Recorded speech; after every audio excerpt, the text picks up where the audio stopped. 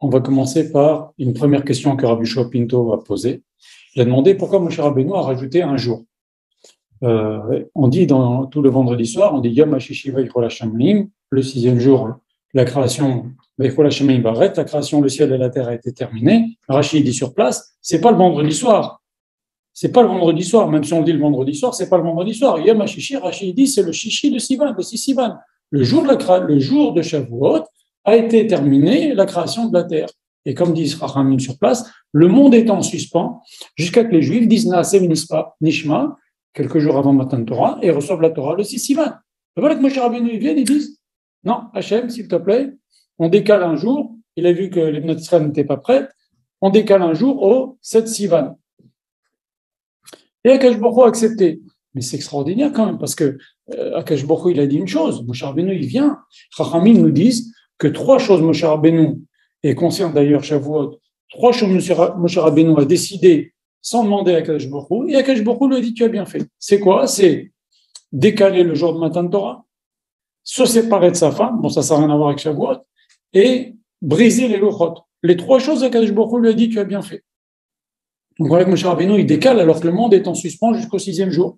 Et finalement, le monde, il reste comme ça, du sixième jour au septième jour. Akash Baruch Hu, il a dit, il attend, le monde a été terminé, le jour où on doit recevoir la Torah. Et Moshe Rabbeinu, il vient, il décale. Et Akash Baruch Hu, il accepte. Mieux que ça. On va voir, on lit dans Sefer Dvarim, que les Bnei Israël, ils sont venus voir Moshe, ils lui ont dit, Moshe, s'il te plaît, arrête, demande à Akash Baruch Hu d'arrêter. Il nous a donné déjà les deux premiers commandements, ça s'est pas fait en 5 minutes, les commandements, ça a pris une journée, ça a pris des heures. Au bout des deux premiers commandements, les Bnei Israël sont venus chez Moshe Rabbeinu, ils lui ont dit, s'il te plaît, parle avec Akash Baruch Hu, qu'il te parle à toi, nous on va voir la scène, et toi tu nous diras les commandements à partir du numéro 3 jusqu'au numéro 10. Et Akash Baruch Hu, il a dit, c'est très bien. Alvaï que les Bnei Israël, ils me craignent comme ça tout le temps. Mais Akash Baruch Hu aurait pu dire autrement, il aurait pu dire, mais c'est les 10 commandements, je vais le dire, etc. Non, Akash Baruch Hu, il accepte que ça passe par Moshe. Les deux questions sont liées. Pourquoi on passe du 6 au 7, Hachem accepte? Pourquoi Hachem accepte aussi que ce soit lui Moshe Rabbeinu, qui donne les commandements du 3 au numéro 10? En vérité, et c'est bizarre, parce que si Hachem a dit le 6, ça doit se donner le 6. Var Hachem, Kayam Leolam, la parole d'Hachem, elle est éternelle. On ne peut pas comme ça changer.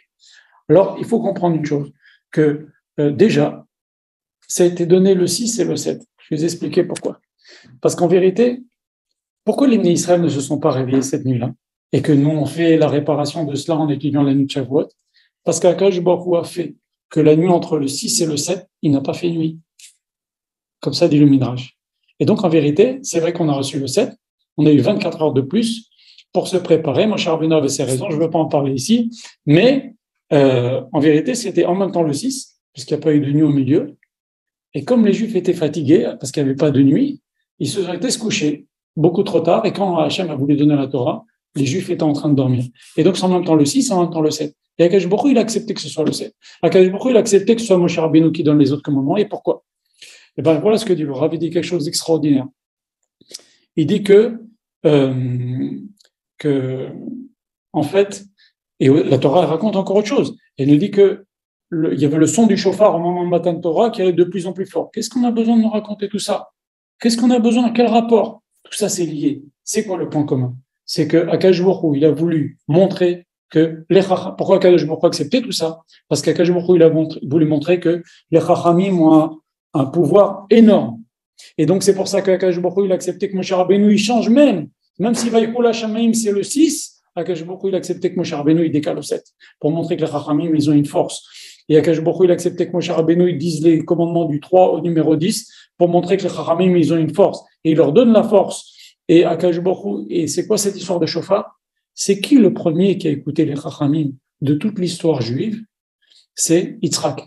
Et on dit que le bélier, la corne de chauffard qui a sonné pendant Matan Torah, c'était la corne du bélier que Abraham Avinu a utilisé en remplacement de Yitzhak. Une fois qu'Akash Baruch Hu a dit ok, arrête tout de suite, il a pris le bélier, et donc une corne va servir à Matan Torah et l'autre pour faire du chauffard, et une deuxième corne va servir, c'est le Tekab et Shofar Gadol et Chavotenu, c'est la voix du chauffard qu'on va entendre avant que Mashiach va venir. Et donc, c'est quoi cette histoire-là? C'est que le premier qui a entendu une mitzvah de Rabbanan, de Chachamim, c'est Yitzhak. Pourquoi? Parce qu'Hachem, il a dit à Abraham, tu sais, Abraham, toute ta vie, tu as lutté contre les sacrifices humains, maintenant je t'ordonne, tu vas sacrifier ton fils. Alors Abraham, ok, c'est dur, hein, mais il a entendu d'Hachem. Mais Yitzhak n'a pas entendu d'Hachem, il a entendu de qui? D'Abraham. Abraham, il vient lui dit, Hachem m'a dit que. Il aurait pu dire, moi j'ai pas entendu, il a qu'à venir me parler. Non, il a écouté la personne qui représente Akadosh Baruch Hu sur terre. Ce sont les Chachamim. Il a écouté son père. Et donc, c'est ça cette histoire de chauffard qui a sonné. C'est pour nous dire que Moshe Rabbeinu, il a pris son kohar de Yitzhak Avinu, qui a écouté son père. Il n'a pas écouté directement Hachem, et malgré cela, il était prêt à se faire sacrifier. Et donc, toute cette histoire-là, c'était pour que Akadosh Baruch Hu nous montre qu'il laisse une grande place aux Chachamim. La place à Moshe Rabbeinu, au Chacham de la génération, de décaler même Matan Torah du 6e jour au 7e jour, de dire les 8 derniers 10 commandements. Et ça, il a pris cette force de quoi? Du chauffard, du bélier, de la Kedat Yitzhak, qui lui-même a écouté par son père et pas directement par Akadosh Baruch Hu. Et ça, c'est un grand yesod, la force de décision des rabbanim pour toutes les générations. Et ça vient de Matan Torah. Moshe Rabbeinu a voulu que ce soit comme ça. Voilà. Maintenant, il faut savoir quand même que il y a eu des conséquences. C'est-à-dire que Akadosh Baruch Hu a voulu le 6. 40 jours après le 6, c'est le 16 Tammuz. Moshe Rabbeinu a décalé au 7. 40 jours après, c'est le 17 Tammuz. Et à partir du 17 Tammuz jusqu'à Tisha B'Av, même jusqu'au 10 Av, le Satan danse. Comme il est marqué, quand les Meraglim sont partis en Eretz Israël, il marquait Vayemim Yemé Bikuré Anavim. C'était à l'époque des vendanges. Et le sabbat de Stropoli dit, ça veut dire quoi? Bikuré Anavim. Bikuré, ça veut dire le premier. Prends les lettres avant Anavim, c'est Samaël, l'ange du mal. L'ange du mal, il danse entre le 17 Tammuz et le 10 Av. Et Moshe Rabbeinu, en décalant du 6 au 7, il s'est retrouvé à descendre du mont Sinaï. Au lieu de descendre du mont Sinaï le 16, il est descendu du mont Sinaï le 17. Le Satan avait déjà commencé à danser et il a fait faire le Vaudor en Israël, à quelques heures près. Donc c'est un décalage, ok, qui montre la force des Chachamim, ok, mais il y a eu des conséquences. Dès qu'on bouge, même avec les meilleurs prétextes du monde, dès qu'on bouge la parole d'Hachem, il y a des conséquences. Et ça aussi, il faut le savoir.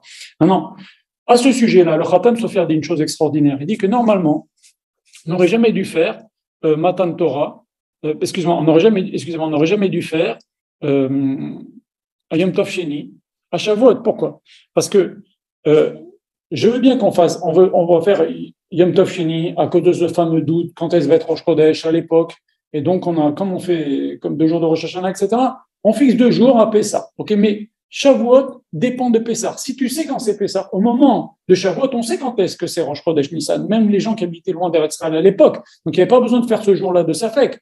Et donc si on sait quel jour c'est Rosh Chodesh Sivan, on sait donc quel jour c'est. À l'époque, on n'avait pas le temps, les chaliards n'avaient pas le temps d'arriver aux Juifs qui étaient éloignés. Donc on faisait 2 jours de Pessah, même 2 jours de dernier jour de Pessah, mais entre-temps, jusqu'à 50 jours après, on sait quel jour c'est Shavuot. Shavuot, c'est pas marqué la date dans le calendrier, c'est marqué 50 jours après Pessah. Donc, il n'y a pas de raison de faire un 2e jour de Shavuot. Seulement, comme la Torah a été donnée aussi, seulement un Chachamim, ils ont dit, on ne va pas faire de différence entre Shavuot et les autres Yom Tov, on laisse 2 jours de Yom Tov Sheni chez le Galuyot. Et plus que ça, il y a une raison supplémentaire de faire Yom Tov Sheni chez le Galuyot à Shavuot, puisqu'en vérité, on a reçu la Torah le 7 Sivan, le Yom Tov Sheni chez le Galuyot. Voilà.